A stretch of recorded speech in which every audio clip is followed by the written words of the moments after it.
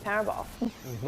So now that we're in 2024, that means we're getting a new start on the New Year's resolutions. We were just talking about them. We were, and a lot of people aim to be healthier in the new year. That's something that we both want to do. Our Zach Lamy is in the studio this morning. So Zach, you say people might not be setting healthy goals, so maybe fishing 7 days a week. I don't know if that's realistic.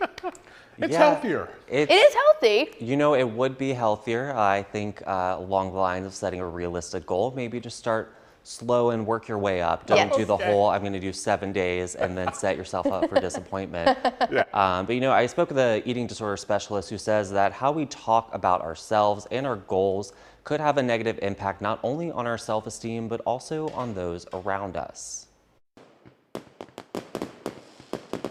The new year often inspires a fresh start and a desire to improve oneself. But these resolutions often focus on weight loss or appearance rather than overall wellness. People are typically making these resolutions to get into better health, which the intention is good.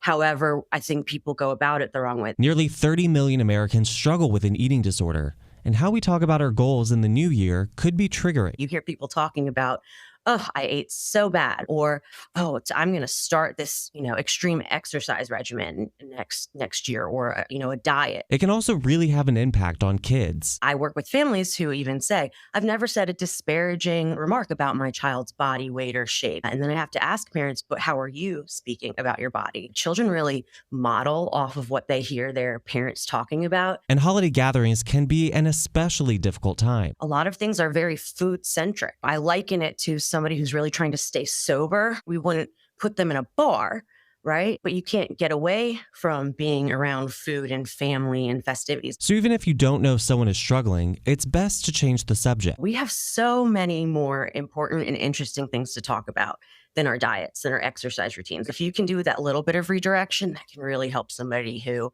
might struggle with those types of thoughts and behaviors. So she also says that no food should be off limits. It's all about variety and moderation. But if you do feel that you're struggling with your relationship with food, consider reaching out to a therapist or a dietitian who specializes in eating disorders. Zach, what kinds of resolutions should people make instead?